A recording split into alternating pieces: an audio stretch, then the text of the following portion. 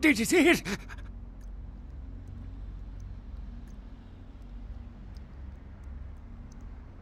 He done tore him up, right in two, ripped him apart like a rag doll. These two guys, the dead guy and the other one, they showed up. I've been living here, so I hid. I thought maybe they was owners or cops come to clean the place out. The dead feller called him Muddy. They was waiting on someone. They were going to do some kind of job, they were saying. But the person they was meeting, well, he was late. So the one guy leaves to find the phone and call him, and the dead guy stayed. Oh, that's when the killer, that's when he showed up. 1 second he wasn't there, and then he was. Like out of the shadows he come up. Scared the shit out of the dead guy. I'd like to scream, but I couldn't breathe. Oh, that killer, he grew these claws. I swear it, I saw it. The dead guy went white like he seen the devil, and then the killer grabbed him round the neck and lifted him up and started cursing at the guy. Oh, I couldn't hear too good. Something about revenge for what he did or what they did. The killer made sure the dead guy knew who he was and then ripped him open. Just tore him apart. He did it real slow and made the guy scream.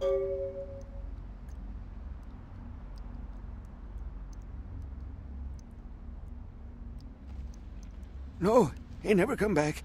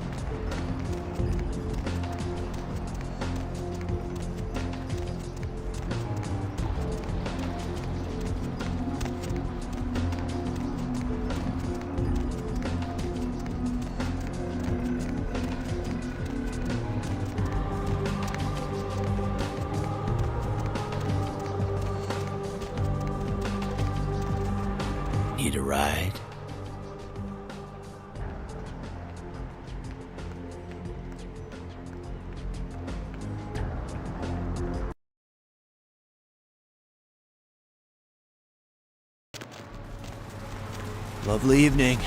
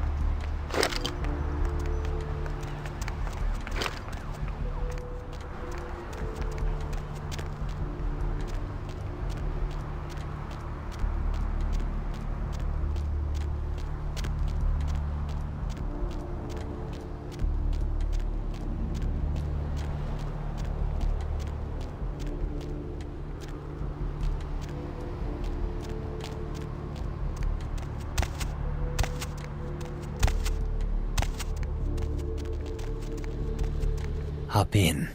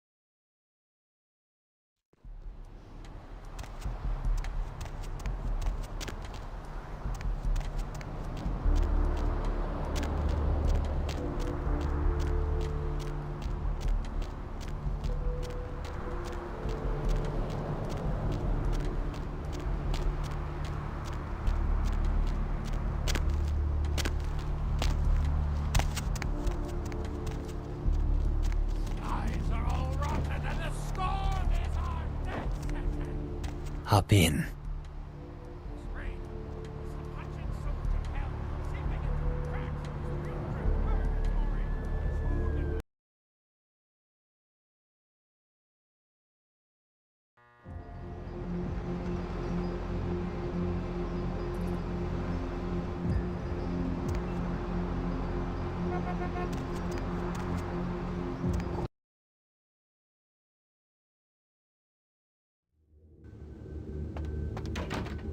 Yeah, you go right on up and see Mr. LaCroix. Let's see what we got on good old camera 3. Oh, well, hello there. I've been thinking about you. Oh, yeah. I want to lick you. Give the Anarch community my regards.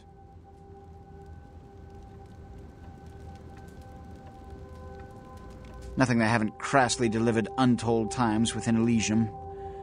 You have to understand, most of the Anarchs know no better option, or have been bullied into their cause by the unrulier ones. You can't fault all for the boorishness of a few. Now that that's out of the way, I trust you're prepared to leave for the Dane. Good. I'm counting on an encore exposition of the talent you showed earlier. Go. And remember, under no circumstances are you to open the Ankaran sarcophagus. We'll talk later. Good. There's a boat waiting for you on the beach in Santa Monica.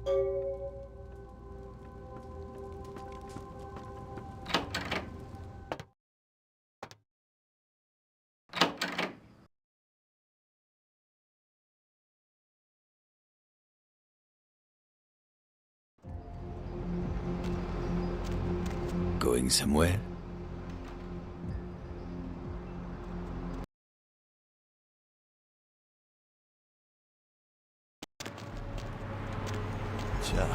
It's a nice night out, huh?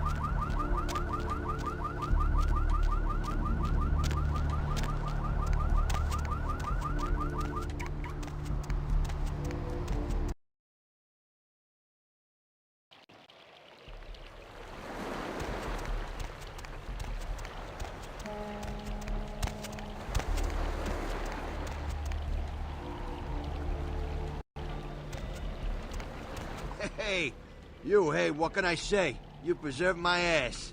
I truly appreciate you not saying anything, and I want you to know I take care of those who do me favors. So from now on, you need equipment, info, you come see me at my apartment. Don't hesitate.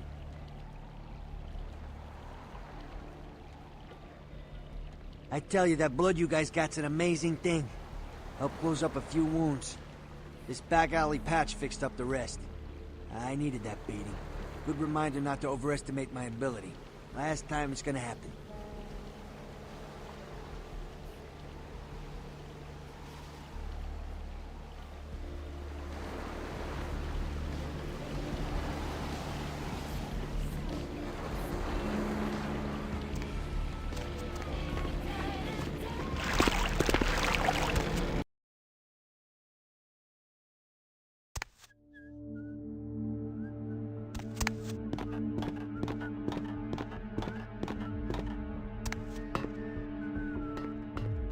Yo, Pally, over here. Ah, for Christ's sakes.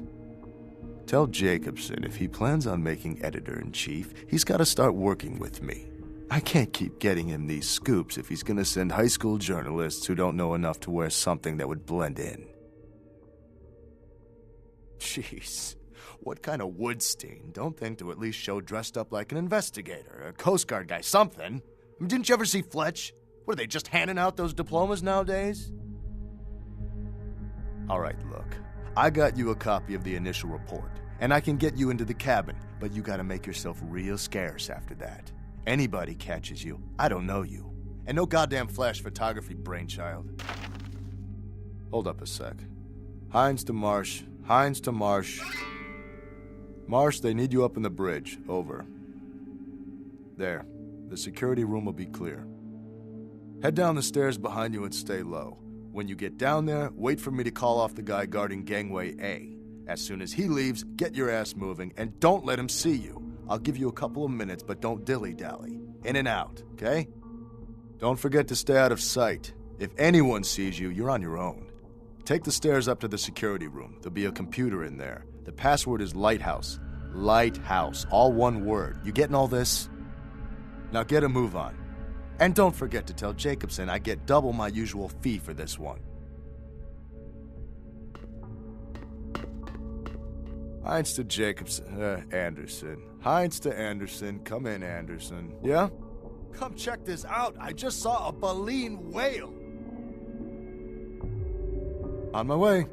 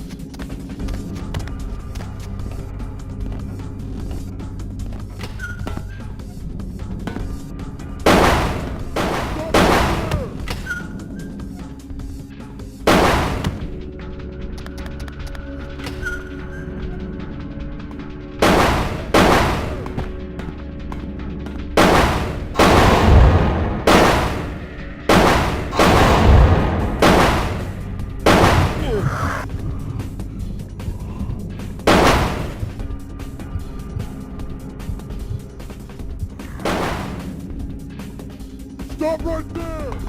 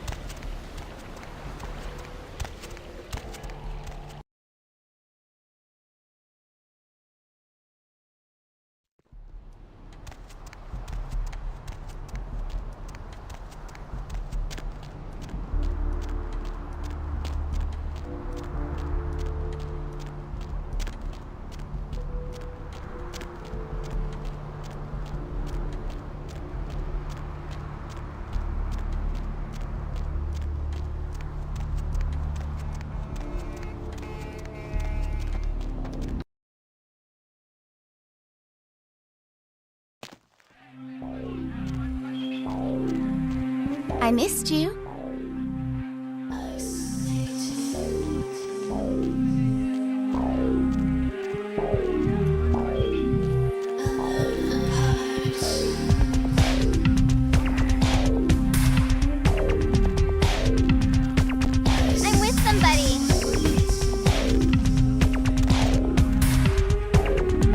Is this place always so dead?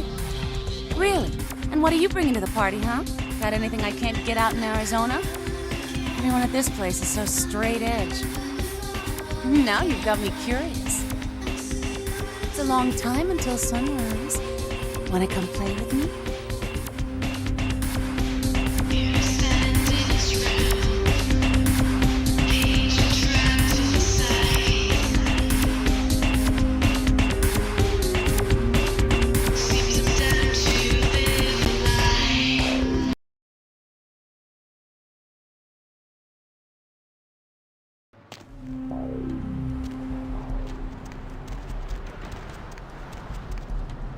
Where to?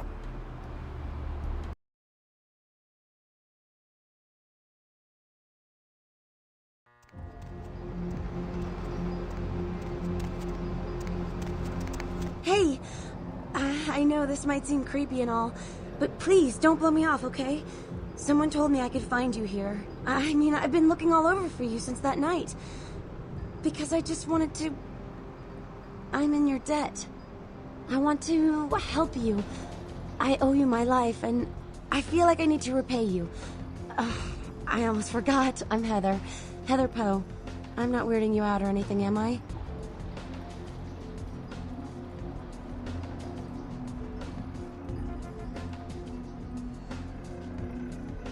Only because of you. What you did for me. Here, I got you this. I thought you might be able to use it. I can be useful to you. I'd do anything. Just tell me you'll let me help you. Let me stay with you. Make me feel this way.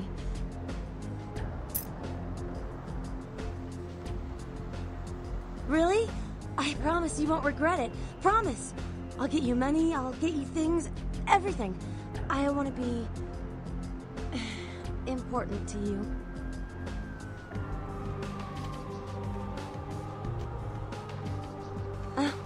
I know where you live.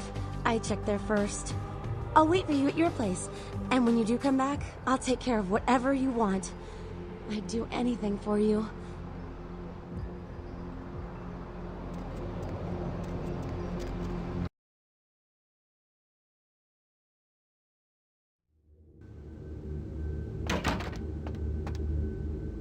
Evening, Chief. Yeah, he told me to send you up as soon as you came in. Lots of people here to see Mr. LaCroix. Nice guy. He seems a little different, though. You wonder if he's... that's his business.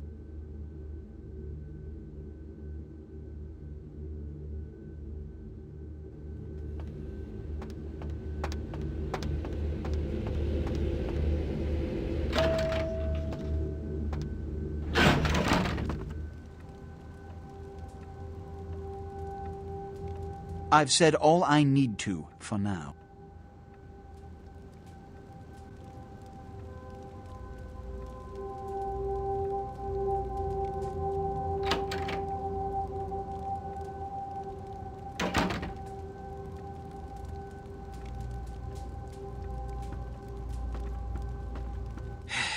I don't have time for a monologue. Give me the bullet points of what you saw. And the Ankaran sarcophagus. What did you see? Opened? Let's not jump to conclusions. Give me the manifest in your notes. I'll sort this mess later. You might have noticed when you came in the parade of malingering mollycoddles filing out.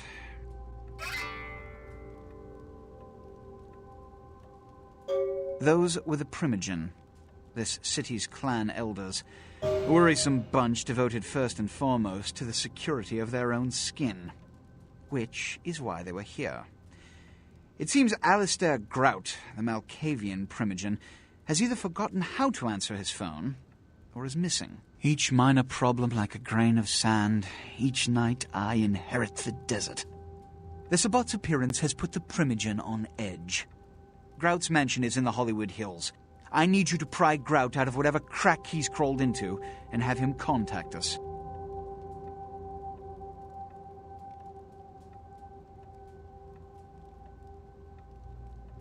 Yes, for the moment. You know, your demeanor thus far bears similar characteristics to those that rise to the top of this organization. Stay that course. Yes, about Grout. As I said, Grout is the Malkavian primogen. His behavior and home are eccentric, to say the least. He's developed a paranoid bent lately, so you may have to check under every bed in the place for him.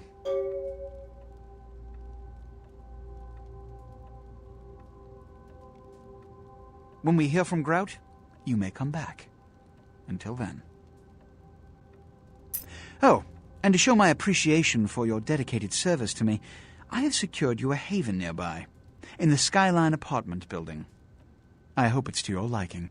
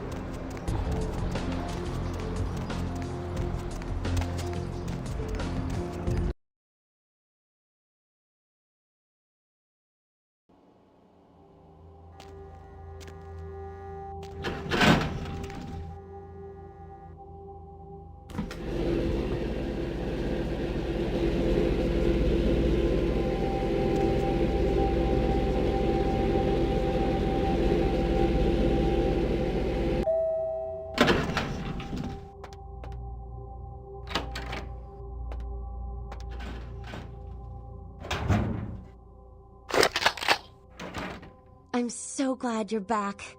I've been waiting here just like you asked. Your place is, nice.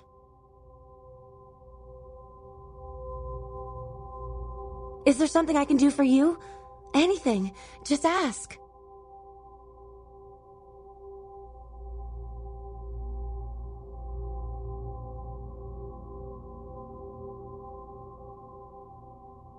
Oh, you're a night person. Me too.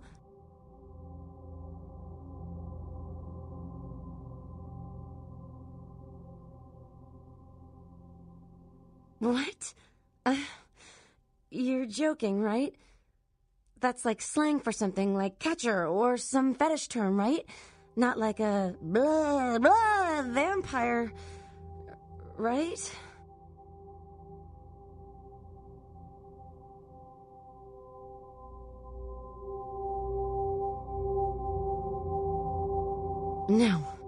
No, there's no such thing. This isn't funny anymore.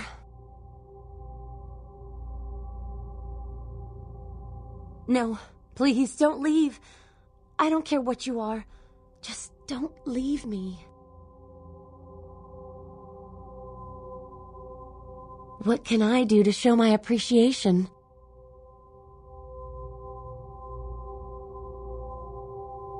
Me? I'm not so special, you know? I go to college. I'm majoring in fashion design. I think I'm pretty creative. I just started school a year late because my parents died. Car crash. I didn't really have anyone special in my life until you came along.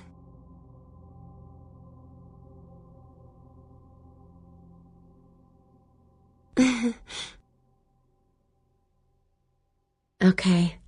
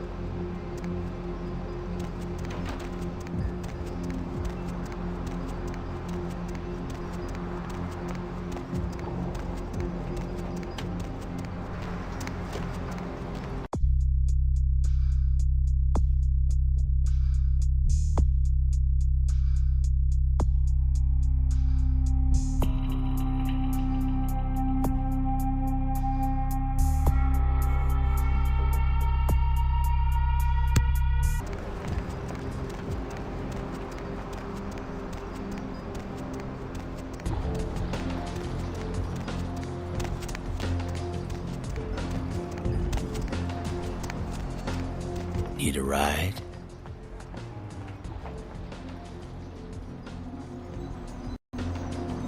Hop in.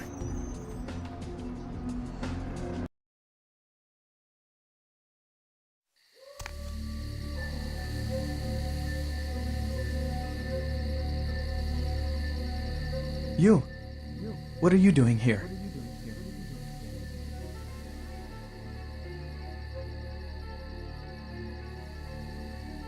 No?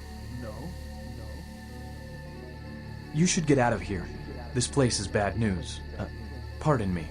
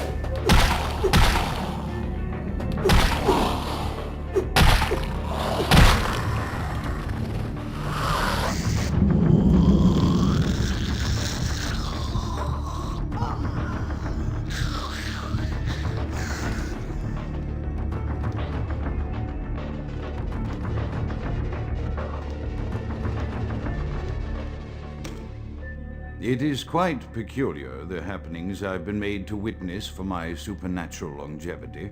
I am thinking of one unfortunate phenomenon in particular, of unique interest to my station, both as a professional and as a sufferer of this vampiric condition. It seems the stream of time has begun to erode the moorings of my chosen course of study, for the methodologies that gave birth to psychology are slowly disappearing. I find myself in an era that overlooks the physical component of psychological pathology time and again in favor of the sophistic practices of Freud. Phrenology, dactopintilism, and the rest of the old guard has fallen by the wayside, its champions all silenced in death, with my unique exception. Would that I could make my voice heard again, although it may be suspicious should I return to popular medical discourse 50 years after my apparent death. No, better that I continue my studies into the psychoses in secret.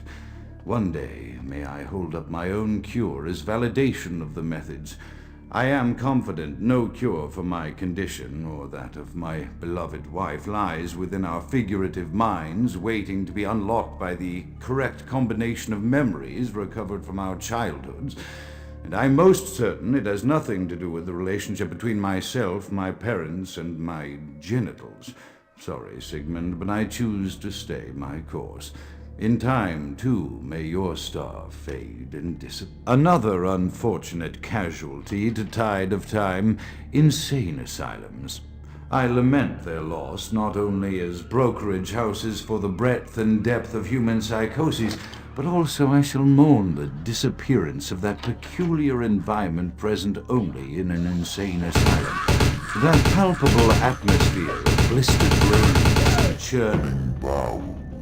The odoriferous melange of freely flowing bodily humors, that gently rolling cacophony of distant sobs and screams, the muttered cursing at perceived enemies, and the blissful gurgling of the lobotomized, like a newborn baby discovering the sky.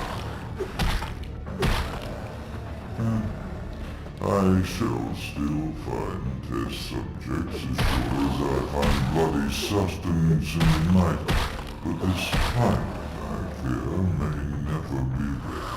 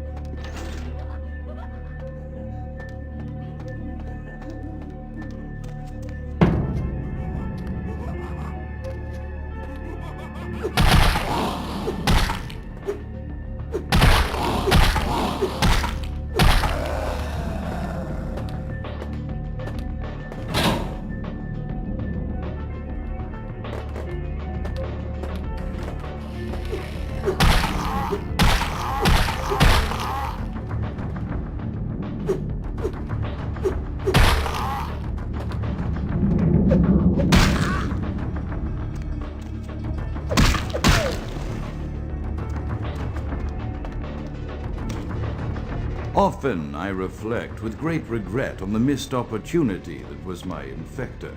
Had I been conscious after the attack, I could have stopped the orderlies from locking her in the roaming pen. What I would give for just one interview, a few simple questions of the plague-ridden woman who met her end that dawn.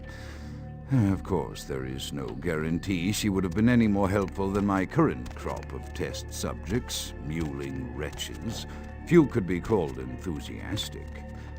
Given the nature of the tests, I cannot expect the same fervor from all, but a modicum of cooperation would be appreciated. Animals. The one called John went so far as to gnaw off his arm and escape into the floorboards like some feral rodent. I still hear him scurrying about at night. He must be making an atrocious mess.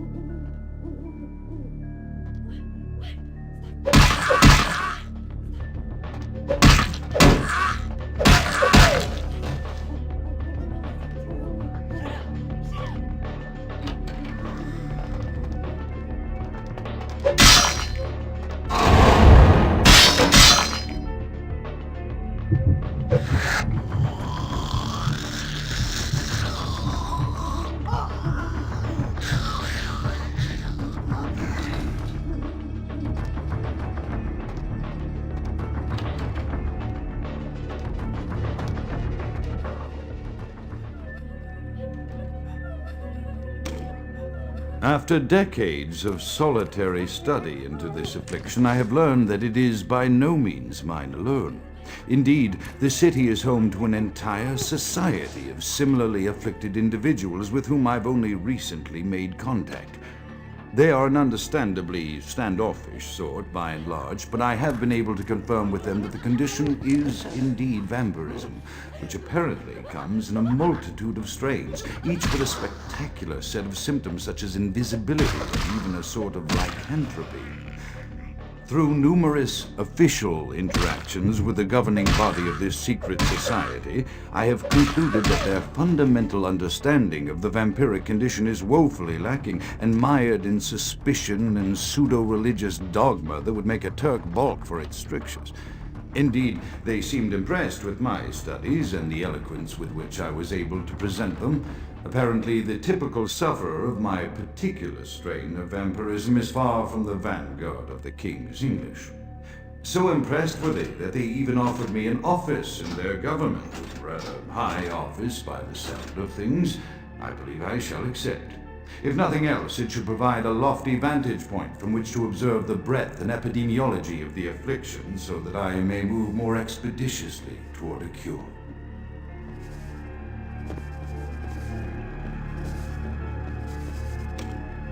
I have accepted the role of primogênito for Clan Malkavian the dreadfully winsome label applied to the particular strain of vampirism I suffer, so named for some supposed vampire father figure of old. More poppycock grown from a backward culture that seems interminably drawn to children's tales and the fiction of Victorian romance, when it should concern itself with the science behind their suffering.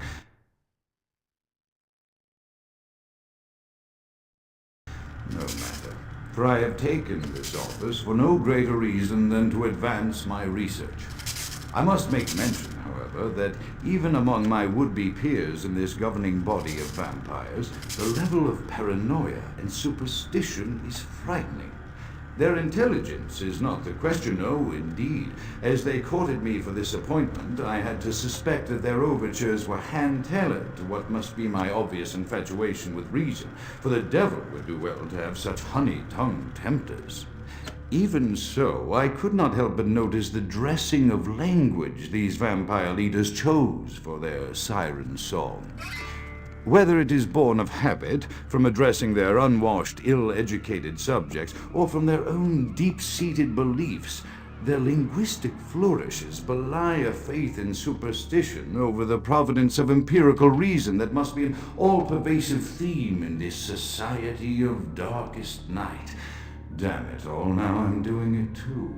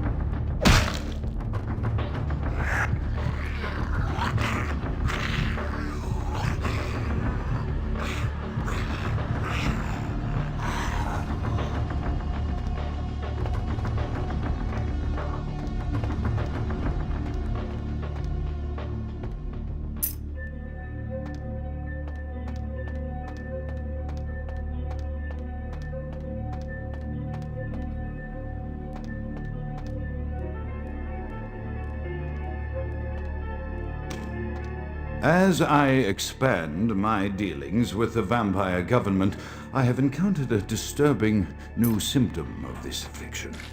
Frequently, in conversation, I will hear voices emanating from other vampires, voices that are not their own, but which seem to have insight into their lives beyond what I could gather from simple conversation. These voices seem to echo from deep within my fellow vampires, and I cannot be certain if this symptom belongs to my strain of the illness or theirs, for the voices are various and inconsistent. I dare not mention this symptom to my vampiric peers, for they have proven themselves true predators to whom I could be loath to reveal any sign of weakness. Indeed, these voices have counseled me against confessing their presence, and until I can confirm their source, I will say. Information voices have given me ranges from curious to frightened.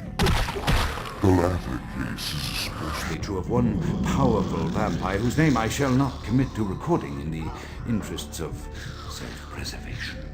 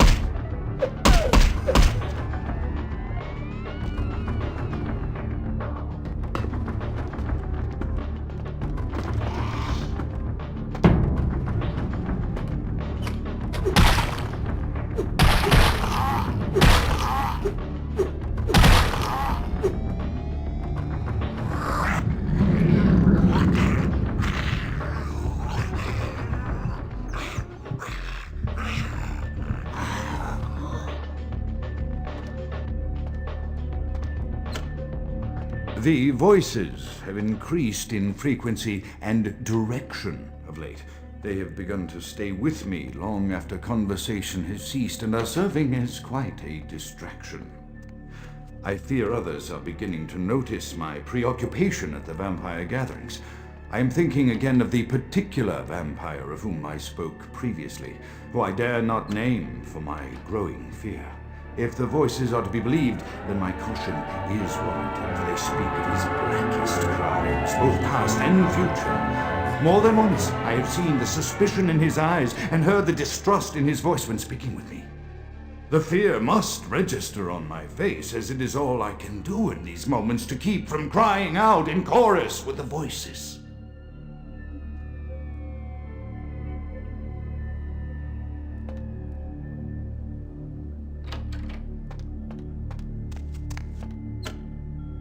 I am no longer safe.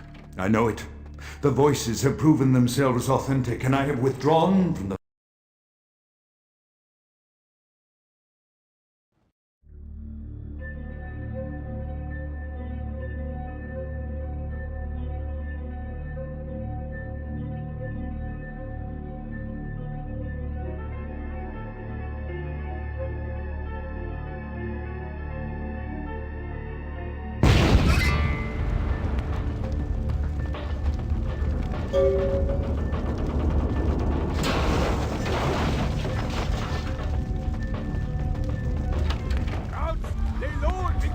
by the flames! Count is dead? Pity it could not be by my hand. No matter.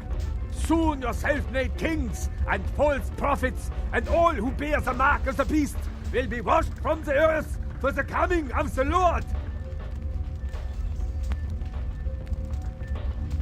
As you burn, tell them it was Grünfeld Bach who sent your damned soul to that lake of fire.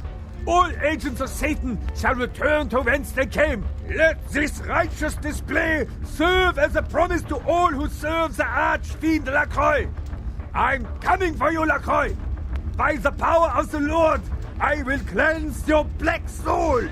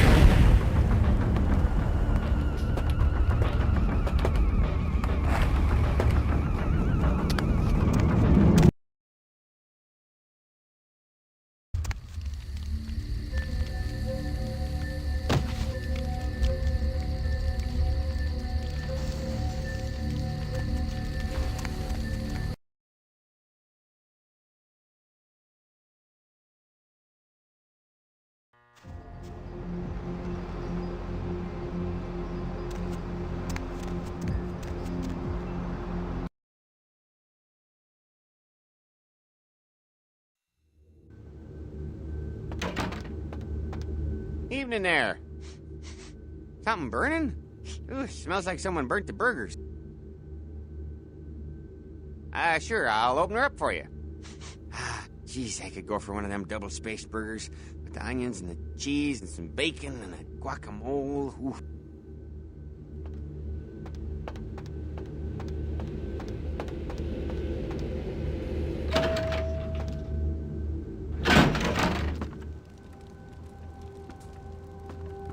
The Primogens still haven't been contacted by Grout.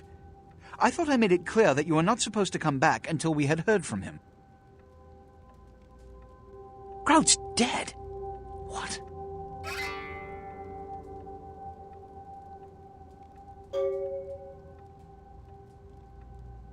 Bach! every time I think he's lost the scent. So, Buck killed Grout to draw me out. Buck is a hunter. They stalk and kill our kind to appease their god. But like many mortals, their so-called faith is nothing but a conduit through which they quench their killing urge. Who else would have killed Grout?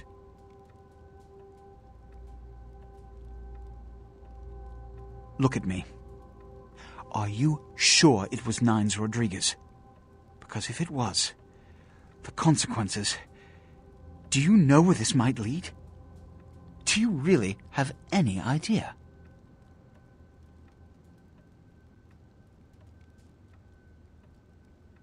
It means, under most circumstances, I would call a blood hunt on the murderer immediately.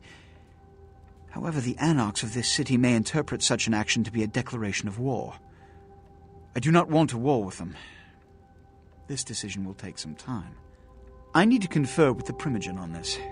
In the meantime, I've come to a decision on the Ankaran sarcophagus, and I believe that for the safety of the inhabitants of this city, we need to place the sarcophagus under Camarilla protection until its contents can be confirmed. You're becoming quite indispensable to me. So, out of all my available personnel, I'm going to entrust the retrieval of the sarcophagus to you.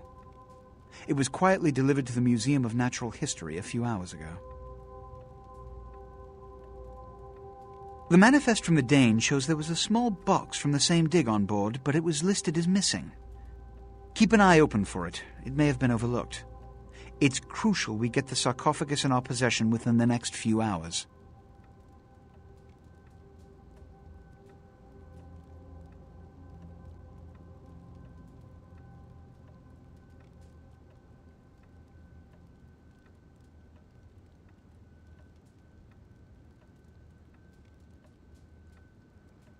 Here, I'm feeling charitable.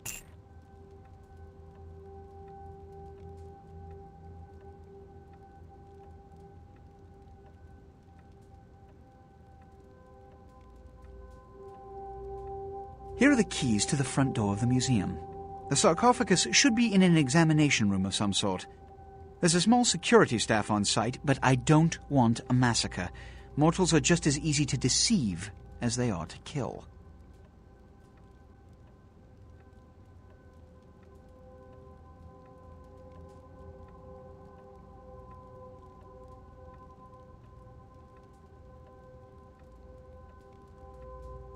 There is a degree of immediacy attached to this task. Work fast. And, as on the Dane, you are not to open the Ankaran sarcophagus for any reason. Excuse me.